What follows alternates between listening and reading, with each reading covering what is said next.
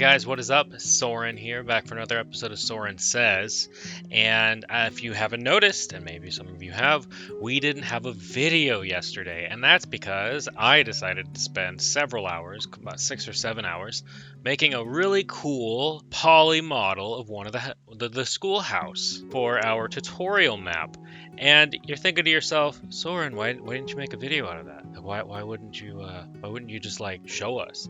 And the fact is, I did. And I got about 6 to 7 hours into it, and I had some great footage, some great commentary, and none of the audio is usable. I will be trying to salvage that. Basically sounds like rocks grating against each other over my voice, which if you guys want to hear that, I could easily post that, but I doubt anyone wants to. So instead, I'm just going to post what I have for an actual image, and then of the building, and then we're going to do something different. We're probably going to just play some more Final Fantasy Tactics. It's been fun, and those videos have gotten the best reception, so why the hell not? I'm also thinking about moving the channel in a more game-centric direction. I want to keep doing the art stuff, I want to keep doing the game design stuff, but the numbers aren't really supporting it, and it's really taxing. And so what I'm thinking about doing is having 1 or 2 art/game design things a week, so that I can spend 2 or 3 days on them, as opposed to trying to do them all at once, because it is exhausting. And so in the meantime, we're going to do some other stuff like games and maybe some talk show-esque type stuff. So if you have any suggestions for that, let me know. I'm going to be continuing our playthrough of Final Fantasy Tactics, and I'm thinking about playing something else. I haven't decided yet. I'm leaning towards a different Final Fantasy vibe because it's a similar community, but I'm not sure yet, and I will keep you guys posted when I figure that out. In the meantime, here is episode 3 of the Final Fantasy Tactics Advanced playthrough. I'm really looking forward to it. I'm sure it's going to be a blast. I'm actually doing this intro first because one of my biggest mistakes yesterday was having to redo my intro 3 times because I kept screwing things up. So let that be a lesson to you. Be sure to like, comment, and subscribe. Be sure to have a fantastic Thanksgiving week, spending time with your loved ones, eating food that you love. If you're an American, obviously, if you're not an American, keep doing those things, but just don't put a holiday around it. And I'll see you guys at the end of the video. Hey guys, what is up? Soren here, back for another episode of playing Final Fantasy Tactics Advanced. Now, I gotta tell you, it has been a couple of days. Tons of technical difficulties. This will be the 3rd time I try to do this, and I've just given up on redoing it. I'm watching the VOD. Pretty much, I did an entire episode. Everything was chill. Everything was good. It was a great commentary. You know how it is. And I was muted. So this is actually the first recording. And we're going to use that, and I'm going to do as best I can to cover the topics I did in the original. Now, the sad part is this will be the 2nd time I do that, because my mic came unplugged the 2nd time. You can kind of tell that I'm really excited, but I want to keep doing this. This is enjoyable, and I just need the technical difficulties to get the hell out of my way. So the first thing we did there, we made sure all of our characters had item equipped, but that was rule number 1, and we'll go more into detail on that in a minute. We started our first mission, which was great. It was like herb picking or something, and I realized that I want this series to go into a more in-depth progression style of thing. I really like keeping track of progression, keeping track of stats, looking at stat growth over time, looking at what missions did what. I, in the past, have gotten very far in this game, there's 300 total missions, and I've gotten to like 46, and you get to a point where you forget where you get what mission item.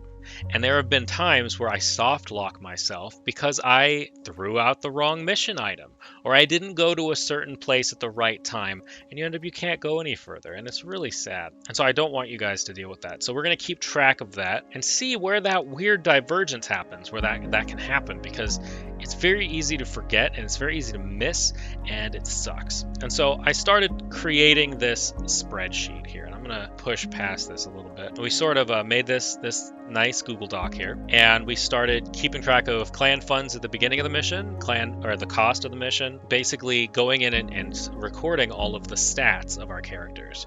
Obviously, when I first recorded this, it was super organic and everything was great, but we're not there anymore.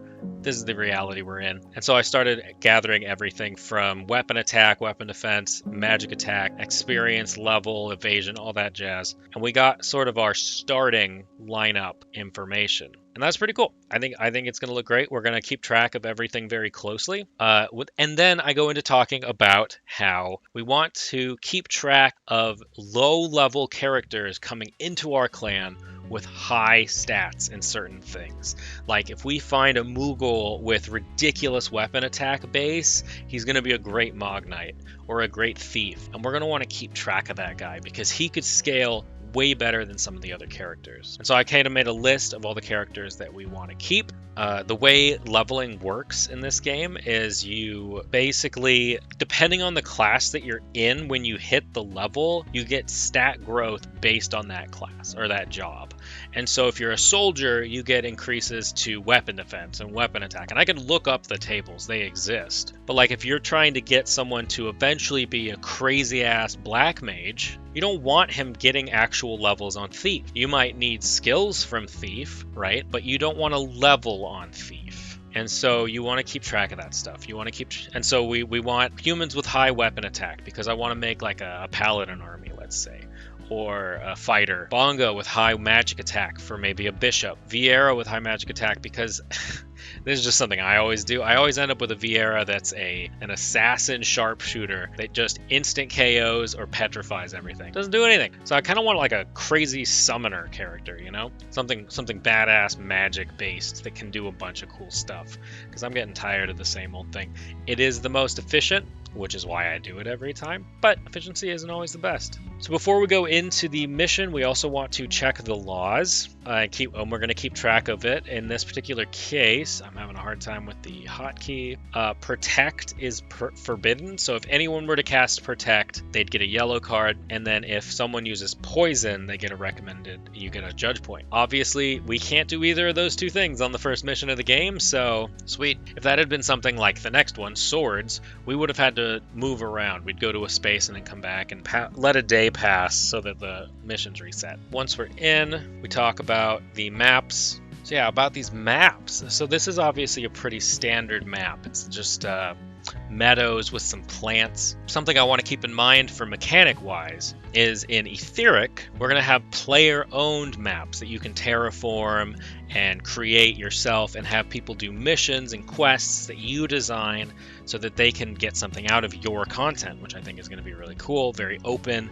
Certain people are going to enjoy it more than others, but it'll become, I like the idea of having it be the base game for some and a side quest for others. I think that's kind of cool. So I bring up the idea, like, what if on Etheric we have this orange plant here and have it be like an herb, have it be a gathering piece, not so that way when you're on these missions, you're not just fighting monsters or highwaymen or bandits. You're also going through and trying to get resources for crafting. And so you'd have to plan out when to go for the monsters, who goes where, and when to get your gatherers in there to gather resources. I think that'd be a really fun thing to add to the game. I point out here, and I'm going to do it again, obviously, that it's really cool to see the evolutionary aspect of monsters. So this fairy, right, doesn't have late game skills like fairies do at level 50. Fairies eventually learn Meteor. Fairies learn eventually White Wind and crazy healing spells and all this stuff. And they don't have any of that now. Oh. Miss. That sucks. Our poor archer does not do well this match. Spoiler alert. So seeing these same models, these same types of creatures having scalability and new skills throughout time is really cool because it gives the use of old content new life throughout the game. Like these red goblins learn a bunch of new skills. The blue goblins learn a bunch of new skills. Now, something I really want to point out for any beginners out there, that it is incredibly easy to level if you give your characters skills, target themselves, and don't cost very much. So in the case of soldiers, First Aid, beautiful skill. It heals, it cures statuses, and when you target yourself with something, you get 10 experience for using it. Remember how I said earlier if you want to level up your stats based on your job? Well, in this case, our soldier here wants to be leveled up as a soldier. This soldier is going to get a ton of melee attack and melee defense from leveling up as a soldier, and that's what we want her for. So leveling her up easy with First Aid. Earlier in the fight, we used our white mage to just cure even though everyone was full health. Same thing applies. The difference is that when you target something other than yourself, depending on the level of the highest target, you can get more or less XP. In this case, Mont Blanc is level 4. That's 2 levels higher than our white mage. And so, by the white mage curing Mont Blanc, he cured a bunch of people, but Mont Blanc was the highest level. He got a bonus 4 experience because it goes in increments of 2 in both directions. And so he ended up getting 14 attack or experience rather than 10. Very good. Other skills similar to this are aim with archers, which after watching this match, I should have been doing that with the archer the whole time. My bad. But, we live and learn. Monks get chakra. My favorite is Templars for Bonga get like haste. It's expensive, but it's good for leveling. Or cheer is free. On top of that, though, you can actually, like if you're doing a black mage, like let's take our Mont Blanc here. Mont Blanc has incredibly high magic resistance, and he's the highest unit on the board. So in order for him to get maximum experience from anything he's doing, he needs to be part of the target. And so because he has such high magic resistance, you can just have him slide on over towards the enemy and cast fire on both you and the enemy, and you'll get experience for hitting yourself. And we actually do this later in the fight. These are all just little tips and tricks for efficiency. You ready for that?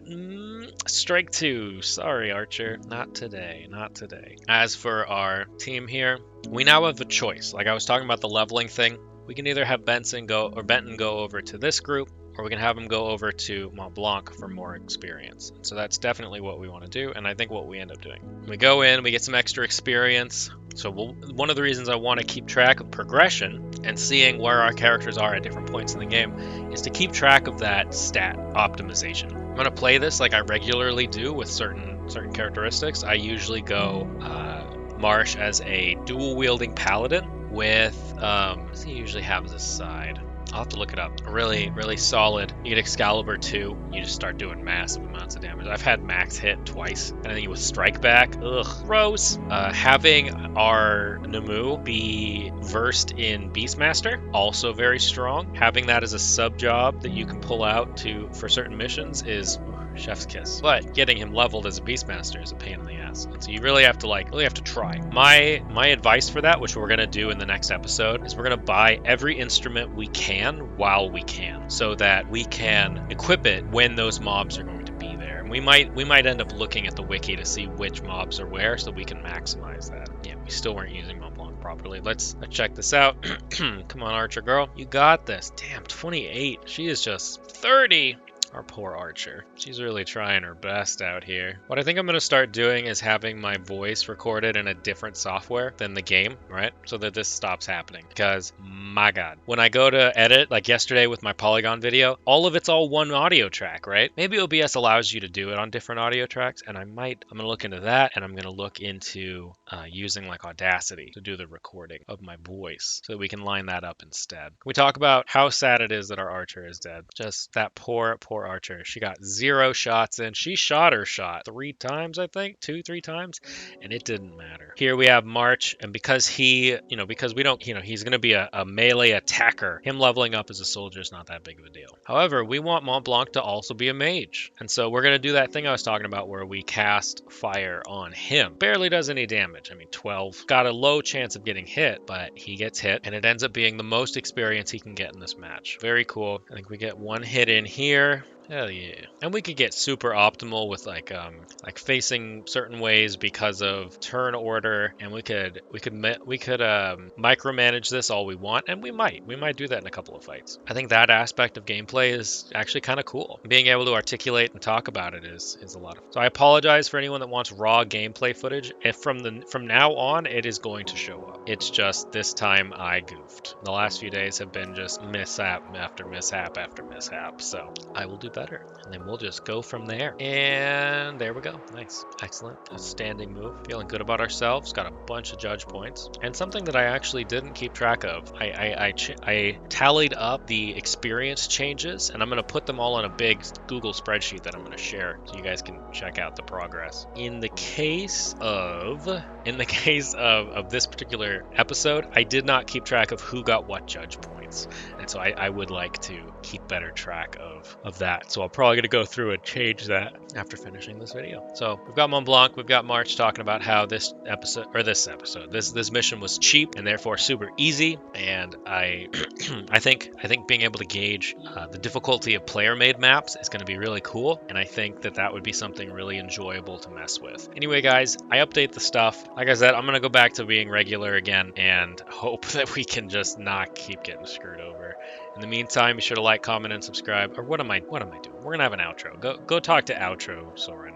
Okay, take 11. No, I'm just kidding. It's like take 3, but it feels like 11. Let's be real. When you mess up on OBS, it is a pain, and it is really hard to keep your sanity. For it to happen twice in 2 days, I am livid. And so I'm gonna do my best to make sure this never happens again. But I didn't want to lose this gameplay. I didn't want to lose the talks, you know? I'm going to try and salvage the poly video, but oh my god, it's going to be a pain because it was a long video. I might just post those things. Anyway, hope you guys liked it. I'm going to go back to regular content. I'm going to go more into games. If you have any requests, hit me up. Be sure to follow all the social media links down in the description. It is getting weird talking to myself on those platforms, so I'd love some community involvement. Obviously, some of you are checking it out, so checking out the channel, so it'd be really cool to see you there too. I hope you like, comment, and subscribe. It helps out the algorithm, and I'm starting to see analytics that are very appealing.